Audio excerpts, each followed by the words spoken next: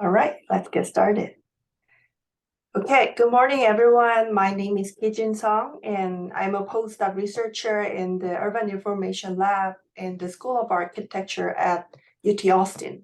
Welcome to our lightning talk series on smart city research. This talk series is funded by the UT's Good System Project, so we invite speakers from academia, industry, and communities to share the research events and the needs related to the smart cities. So if you are interested in this topic, please feel free to visit our website for our past talk and other activities at smartcity.tech.utexas.edu. So today, we are very excited to have Dr. Heng as our guest speaker. Dr. Heng is an assistant professor in the Department of Geography at Texas A&M University and a research affiliate of the Texas A&M Institute of Data Science. She studies the spatial aspect of the interactions between the people and their environment and how the interactions shape social environmental vulnerabilities and resilience to extreme disaster events and climate changes. Specifically, she synthesizes various types of geospatial data to describe, model, and predict human activities and environmental changes and their complex interactions facing threats from both recurrent natural hazards and long-lasting climate changes. So Dr. Heng also received her PhD in environmental sciences from Louisiana State University in 2017. She has been supported and heavily involved in more than 10 projects funded by the National Science Foundation, Texas A&M University, Louisiana Sea Grant, Coastal Protection and Restoration Authority, and Louisiana State University. So today, she will talk about achieving socio-environmental sustainability through geospatial data science. So without further ado, I'll pass the mic to Heng. Thank you, Dr. Xiang, for the kind introduction. I'm very happy to be here to introduce my past work and also some of my ongoing work in achieving social environmental sustainability through geospatial data science. Okay, so before I talk about my research, I want to show you some examples. So we all have the feeling that nowadays we are experiencing more frequent disasters. So this video in here is a Hurricane Harvey in Texas. In 2017, you know, every Texan still remembers its long-lasting and extensive impacts on our society. And also in the middle, the video shows Winter Storm Uri happened during the pandemic. You know, the entire Texas experienced very heavy snow and also extensive and long-lasting power outage. You know, at Texas A&M and UT also had impacted from this disaster. So this video in here is not about, you know, the beautiful ocean view. It's actually the vanishing coastline in coastal Louisiana. So Louisiana is facing this persistent land loss crisis for a long time period, and which make people you know, had to relocate because, you know, the land is no longer sustainable. So disasters it's not it's not only along the Gulf of Mexico area, it's a global concern. So this map in here shows the major disasters in 2021 for the entire world, and overlaid by the pandemic, due to the COVID-19 pandemic during the last 3 years. So there is a pressing challenge for all the human communities is that how can we find the pathways to make our social environmentally connected communities to be more resilient to disasters and finally achieve a sustainable future. So geospatial data bring up new opportunities So various types of geospatial data enabled the observation of our world, both socially and physically. Traditionally, we have a remote sensing technology to offer the Earth observation at different scales and also different spatial temporal scales. And we also conduct field work surveys to understand the human behavior and also collect the ground truth data. So on the other hand, nowadays the emerging use of social media and also the location-based platforms enabled of the observing our world and human behaviors, human dynamics at a finer spatial and temporal scales. So here I want to show you several examples of the geospatial data that we can use for monitoring disaster impacts, responses, and recovery. So here is the power outage tracking platform that tracks the percentage of power outage every hour in every city and every county in the United States. This is the mobility data derived from cell phone location. Beginning since the pandemic, SafeGraph, Google Mobility, and also Apple, they share the cell phone location data for us to track the human mobility every day and also track their spatial and temporal changes. Social media is another type of very useful emerging geospatial data for us to see people's responses and also their recovery in a new platform. So here the red points is the rescue request sent in Houston area during Hurricane Harvey that we collected from social media data. So given all these opportunities brought up by geospatial data, I want to talk about some of the case studies I recently conducted. So first part, I want to talk about the disaster resilience assessment and modeling. So basically, I want to touch two themes. One is about mapping the disaster resilience disparities, and the other research I conducted is about evaluating the compounding effects of natural hazard and the COVID-19 pandemic. So the very important disaster resilience measurement is to derive resilience indexes. And it is super important. First, the indexes can help us identify and pinpoint the areas that are at the highest risk and the areas which are the most vulnerable. And this index can also guide the urban planning process and also inform the preparedness before the disasters. So during the pandemic, government agencies also use resilience indexes to plan for the COVID-19 test site setup and also use the index for the vaccination allocation. But there are some challenges, and I want to show you more examples of more resilience index, developed by different universities or different agencies. So we can see that there are inconsistencies between different methods.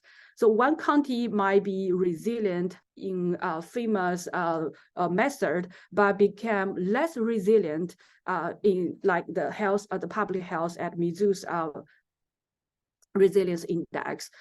So this is because the method, the variable collection are inconsistent across different units and across different methods. So to address this challenge in 2019, I conducted a synthesis analysis. So by reviewing over 170 articles, I identified the major challenges in the current disaster resilience measurement. So I also identified the three challenges. First is that in the current literature, index, quantitative, have used quantitative methods to create index, resilience index, and only 12% of the research have a validation, empirical validation of their index. And there are only around 20% of the research proposed specific, adaptation strategies on how to enhance disaster resilience. And this census paper has been recorded as the fourth most cited article on the International Journal of Disaster Risk Reduction. To address this validation issue, so I developed a framework called Resilience Index Inference Measurement Model to use empirical data to describe 3 dimensions about the disaster cycle, which is the pre-disaster threats during disaster damage, and also the post-disaster recovery. And the 3 dimensions has 2 relationships. One is vulnerability, the other one is adaptability. So the 3 maps in here shows you the disparities of threats, damage, and recovery from natural hazards in the US from 2010 to 2020 at county level. And we also developed this bivariate choroplast map showing the 2 relationships, vulnerability and adaptability at the same time, and to help us identify for a particular county what would be the resilience status. So this is one example for Brazos County, where Texas A&M University is. So we can see that Brazos County is ranked as the most resilient community with lower vulnerability and very high recovery. So this index is empirically validated and will help. We use this empirical and the accuracy has reached 82%. So next, I want to talk about some of my ongoing work on investigating the compounding effects of Winter Storm Uri and the COVID-19 pandemic. So some background information. I think maybe you have been very familiar with this event. This historical winter storm caused historically low temperature.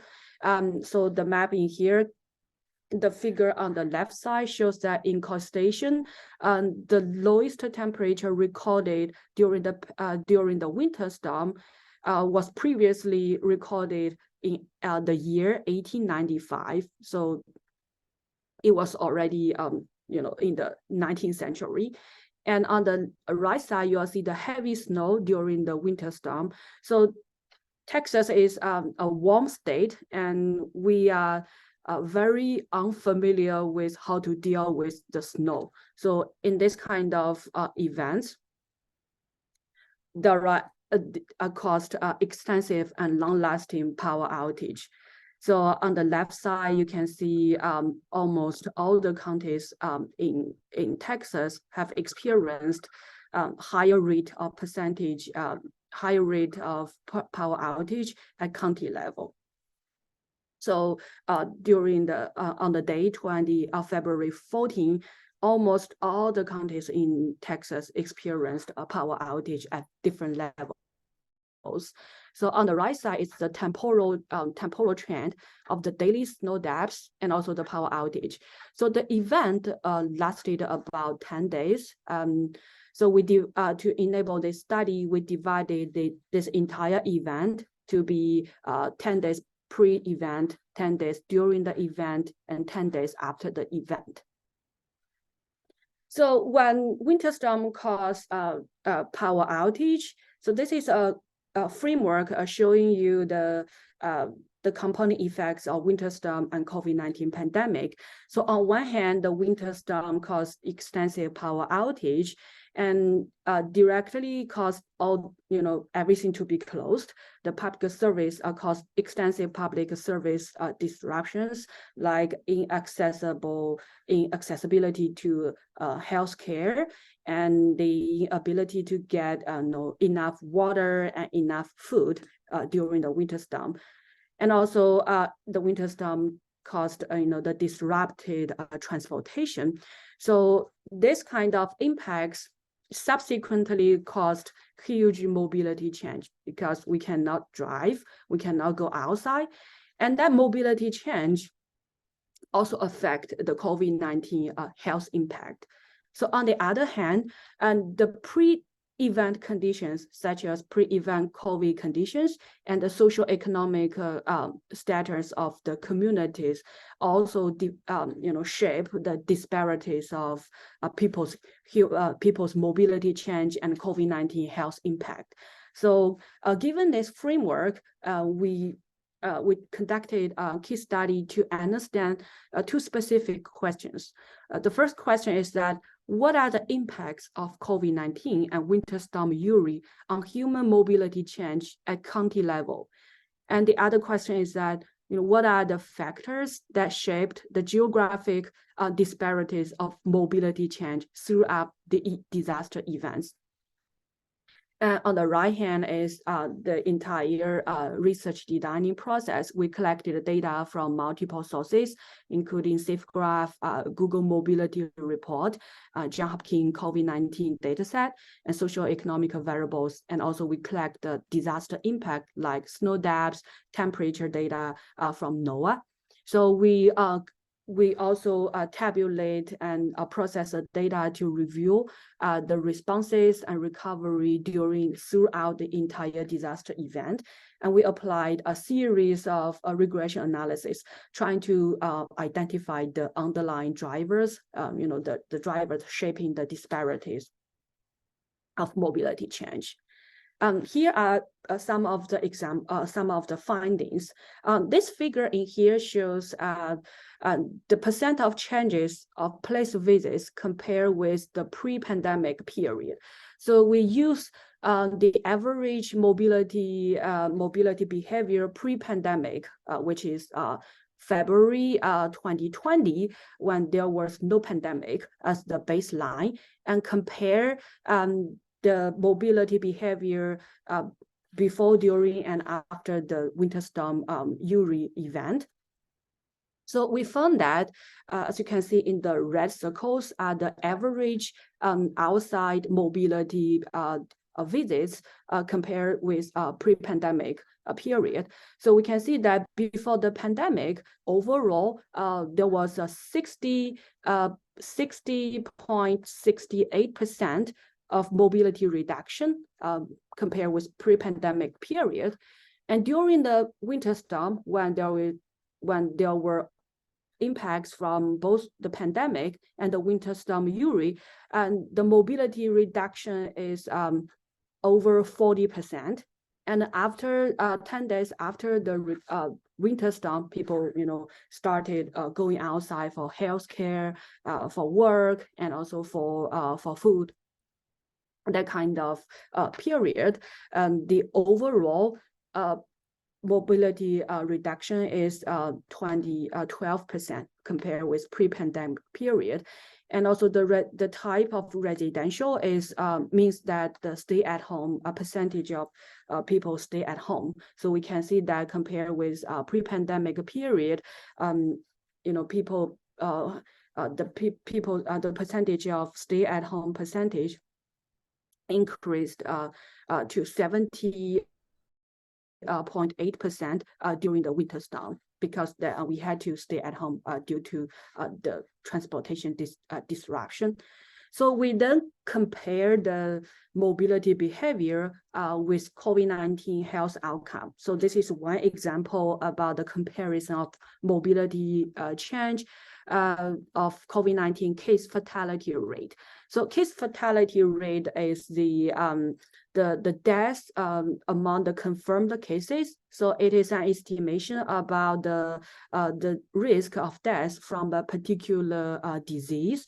So we can see that after Winter Storm Uri, the COVID-19 case fatality rate increased before compared with the pre-disaster event period.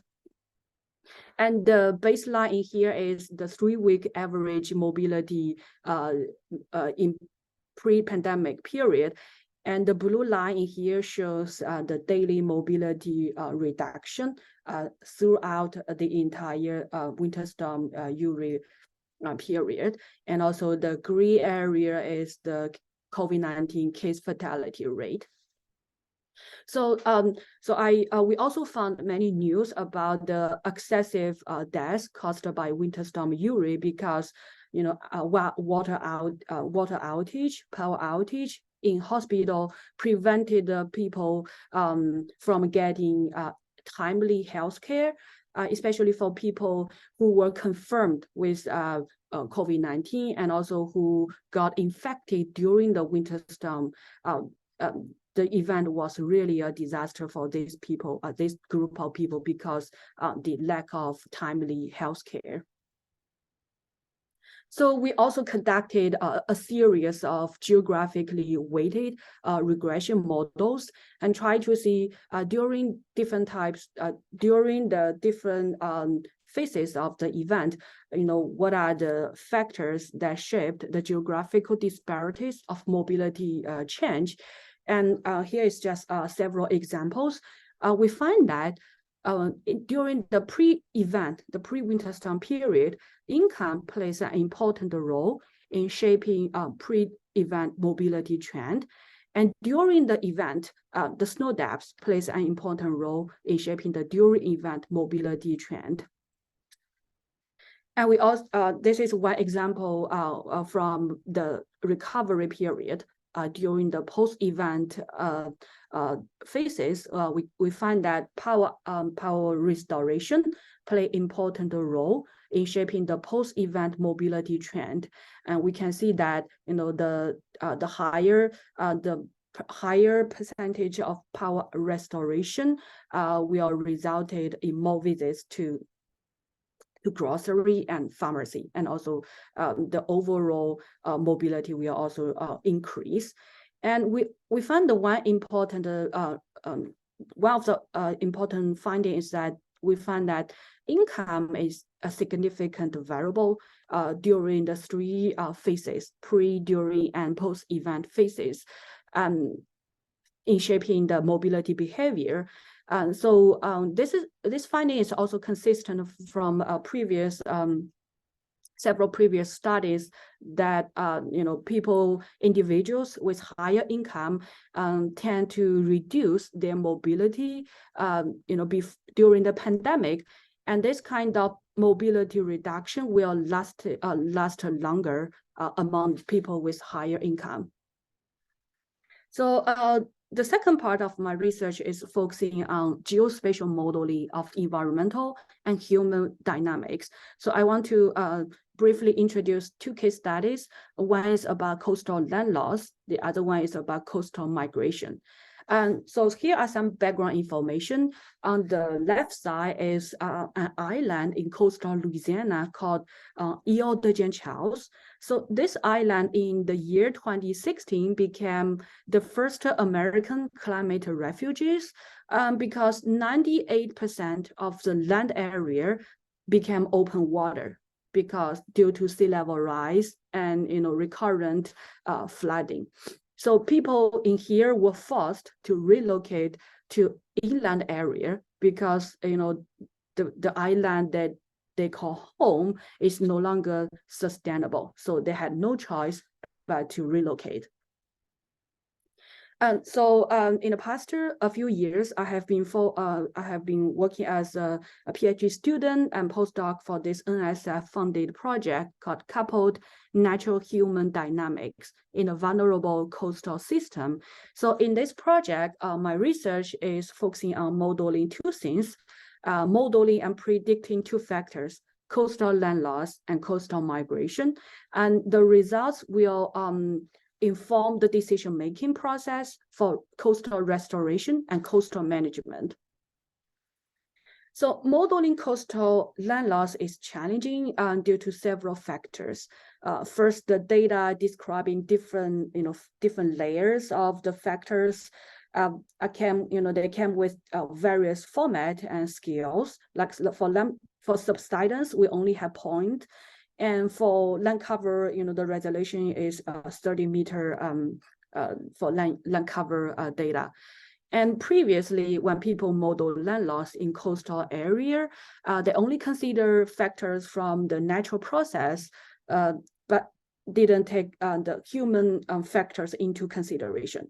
So there is a need for a comprehensive model to consider both human and environmental factors into land loss modeling process. So in here, I develop a model by considering various factors, including environmental and also neighborhood condition, and also human activities. Especially in coastal Louisiana, we need to consider oil and gas exploration, the road development, and canal dredging, this kind of human activities. So this is the entire framework for how we collect data and how we derive the continuous spatial layer for each factor. And we try different types of machine learning methods through empirical validation, and then we can predict the future land loss pattern. So we find that the random forest model achieved the highest accuracy of 91%, and we also identify 6 influential factors, including 2 from human component, like oil and gas well density, distance to urban area, and the environmental factors include the fragmentation, land fragmentation, distance to open water, elevation, and subsidence. So this, okay, sorry, it didn't show the animation. Okay, now it's, so on the left side, you'll see an animation about the predicted land loss probability by the year 2031. So this the results provide the guidance for the coastal coastal resilience manager to give guidance on what areas they should target with the highest land loss probability in the next 15 years. So the second component is about modeling the coastal migration, like where are people what scenario and what condition people had to relocate, or if there is anything we can do to keep people stay and to keep to make this coastal area sustainable. So the challenging is that the interactions between human and environmental systems are very complex, and the relationships are nonlinear and uncertain. So if we want to support planning and mitigation, disaster mitigation, we need to develop a simulation tool that evaluate whether a specific strategy under a certain scenario will be effective or not. So here is another framework that we developed about what we use and the database we use. So in this research, I chose to use a Bayesian network because Bayesian network is a powerful graphic representation describing the nonlinear relationships among different factors and also addressing the uncertainty using probability distribution. So we also use the optimization method to optimize the structure of the Bayesian network, try to identify the relationships among different factors. And finally, we use this trend model to simulate population migration, the coastal migration under different scenarios. So in here, this study, we considered 5 scenarios. The first three scenarios is about decreasing, hazard exposure, decreasing the potential damage, and also decreasing both exposure and damage. So the first 3 scenarios is about, if we reduce the hazard impact, what would be the coastal migration pattern be? And the second type of scenario is about enhancing the resilience capacity. So in here, we specifically focus on two factors. First is to increase employment rate, and the second scenario is about enhancing the housing quality. So this is a map for the current spatial pattern of population change in the past 10 years. So we can see that in the southernmost coastal area, where is the island the island located, you can see this area lost almost 100% of population because of sea level rise and land loss. And so we tested different scenarios. We can see that by reducing the hazard impacts, there are most of the counties don't have dramatic population decline, but rather with a very stable population increase, which means that if we are able to reduce the disaster impact, it is possible to make southern Louisiana area more sustainable and more resilient. And we also try to increase the job opportunities in coastal Louisiana and enhance the housing quality. And we see that no matter what we do in the southernmost area, the population loss is still happening. But we can see in the northern part, there are more counties, we are experiencing less population decline, but have a stable population increase. So this simulation tool, so we are currently working on turning this simulation and the method into an online web application to help stakeholders and the community planners to test whether under a specific planning scenario, there will be any kind of improvement regarding coastal land loss and coastal migration. And thank you for your time. So at the end, I want to emphasize that geospatial data science is a powerful tool for us to modeling, assess, and predicting the future patterns of the future impacts of disasters and climate change. So it is a good way and a great approach for us to achieve the finally achieve the social environmental sustainability. And I also want to take this opportunity to thank the funding agencies for their support for my research in the past few years. And thank you all for attending my talk. And I'm now open to any comments and any questions. Thank you. Thank you so much, Dr. Cai. It was a very fascinating talk. I'll just wait to see if there are any questions from the audience. Yes, I have one, Kijin. Yeah, Mitchell, go ahead. Hi, my name is Mitchell Stevenson. I'm a member of the Urban Information Lab with a lot of the team here. I'm really fascinated with coastal resiliency and coastal community planning, and I was curious if you've had any success from community buy-in with the populations who are being affected by these issues. So, so for your question is about the population about the coastal migration? Right, and how the residents that are being affected feel about the research you're doing. So that's a very good question. So you can see that my research is more data-driven, but we did, due to the time limit, we also had another research is about serving people's perspective on relocation or not. So we did a telephone survey about 200 people living in the coastal Louisiana area, and asking them about what are the factors that you value, to make you relocate and live in coastal Louisiana. So people in coastal Louisiana, they really like that area. So they live there for generations and they don't want to move. As you can see from this picture on the right side, you can see that they don't want to move. But for this relocation efforts, the U.S. government offered $48 million for them to relocate.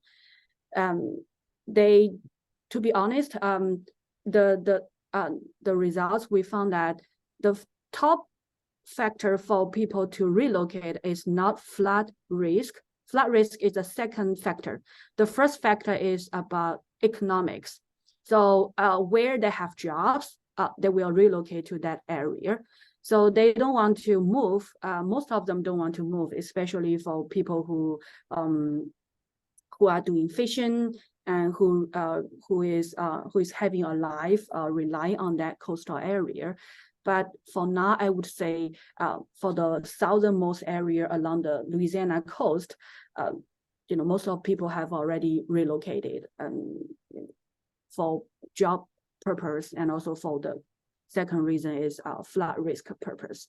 But I don't think for some people they want to move, but for many people they prefer to stay, but had no choice. Right, yeah, fantastic answer, and thank you so much. I look forward to reading your works. Thank you so much. Dr. I Cai, have one question too. Yeah, June, go ahead. Dr. Cai, thank you for your wonderful talk.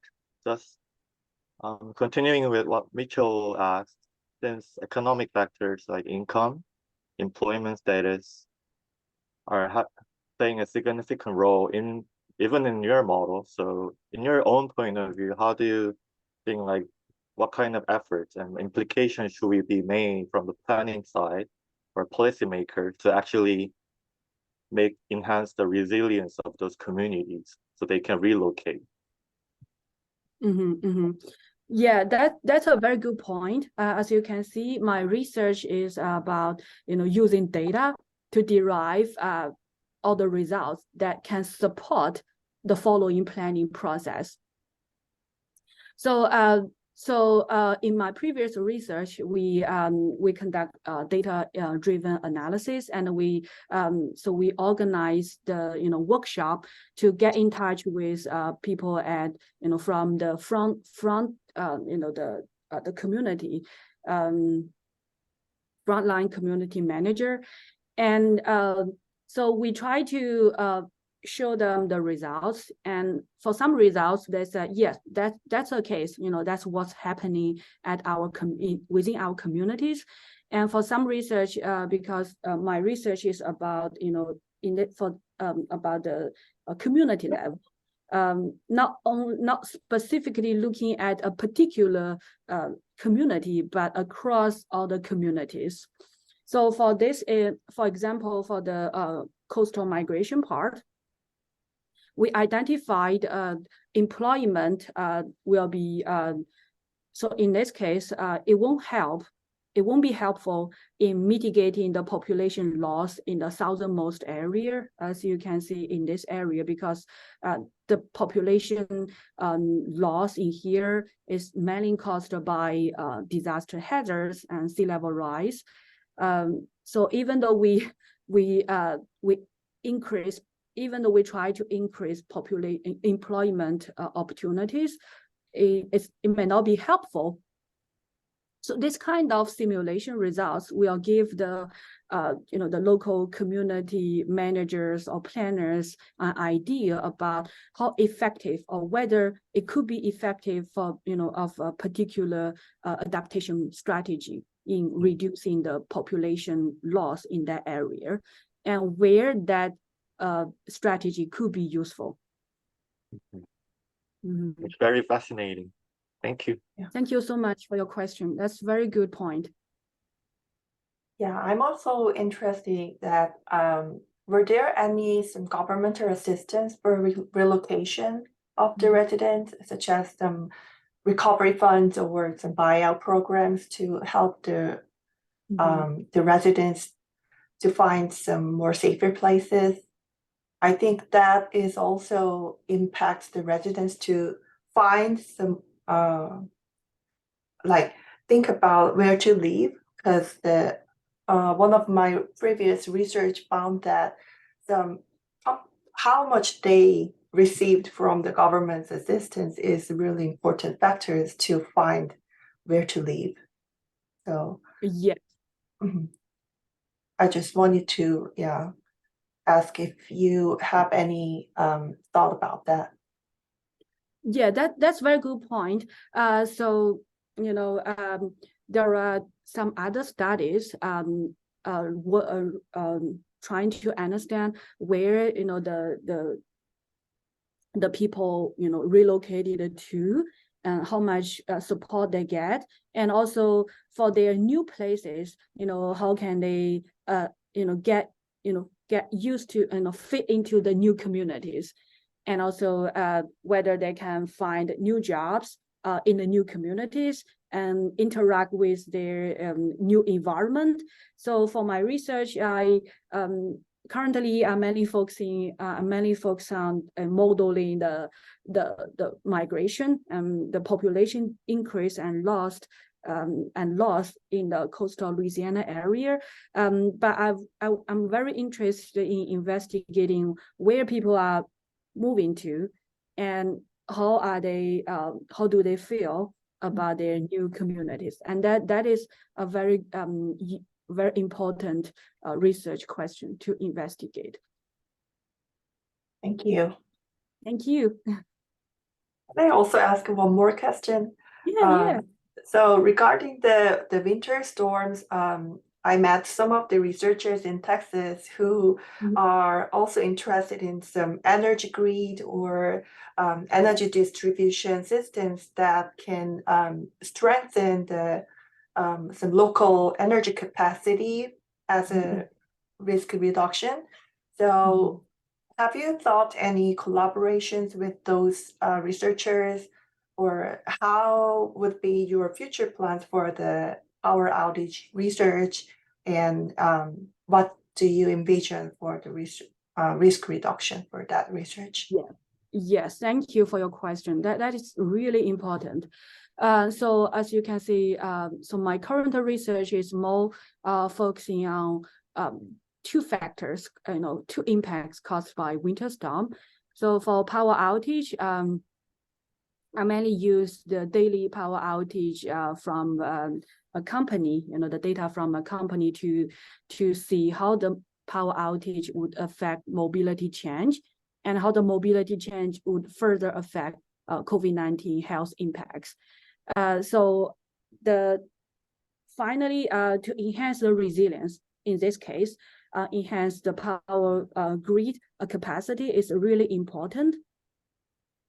And so I currently working with people using nighttime image to derive finer, the power outage at higher spatial resolution, because the data currently I use is at county level, and there is no data, no power outage data available at 30 meter or by the 30 meter or 1 kilometer by 1 kilometer, that kind of spatial temporal power outage data. So I'm currently working with scholars on extracting power outage finer resolutions power outage data to look at using nighttime images and try to conduct research at not only county level but neighborhood level, so that we can have a deeper understanding about how power outage would affect our neighborhoods. Thank you, Yes. Dr. Shaw. Yeah. Dr. Cai, I have a question for the satellite image. You mentioned that previously. Many members in the team in the meeting are interested in using high resolution satellite image, including image EFU. Can you comment on what is available and what is the updating period? Let's every 6 months or every 1 year or so, the resolution of a different data source? So I'm not an expert in remote sensing data, but to my knowledge in terms of nighttime image, we have a paper under review. So in that, if we use nighttime remote sensing image to extract power outage, it is possible to do it daily. So every day, you can extract the power outage, by using the nighttime image. And also in here, I use a lot of products from NOAA, which has the daily snow depths data. The data is daily, so you can have snow depths and temperature data, from the publicly available data set from NOAA. And for other type of remote sensing data sources, since I'm not an expert in remote sensing, so I cannot give you very accurate answer now. But if any of you are interested, feel free to reach out to me and we can have further discussion. Thank you. Thank you, Doctor. Thank you. Thank you. Yeah, very interesting. Yeah. I think, so any of you, sorry, if any of you wants to, prefer to talk to me, feel free to email me. And so this study, Winter Storm Uri, is my ongoing work. And based on the current work, I plan to collaborate with people from other, field, from engineering or from urban planning, and then to try to develop more results. Thank you. That's awesome. Yeah. I think we are already at the time to wrap up. So I want to stop here. If you have any more questions, like Dr. Cai said, feel free to reach out to Dr. Cai. Could you share your email address at the last slide? Yes. Yes. Also, you can. Yes. Oh, yeah. Thank you. Also, yeah, there's some comments. Yeah. All right. Yeah. Thank you, Heng, for your wonderful talk today. And I'll post your video on our website soon. And for everyone, if you are interested in our future talk, you are also welcome to visit our website at smart.tech.utexas.edu to see our past recordings and any information for future talk. So thank you everyone for joining the talk today, and I hope you all have a wonderful weekend. Bye. Thank you so much. Thank you. Bye-bye. Welcome to Bye. Texas and welcome to competition. Thank you so much. It was a great talk. Bye. Yeah. Have a wonderful weekend. You too. Bye-bye. Bye.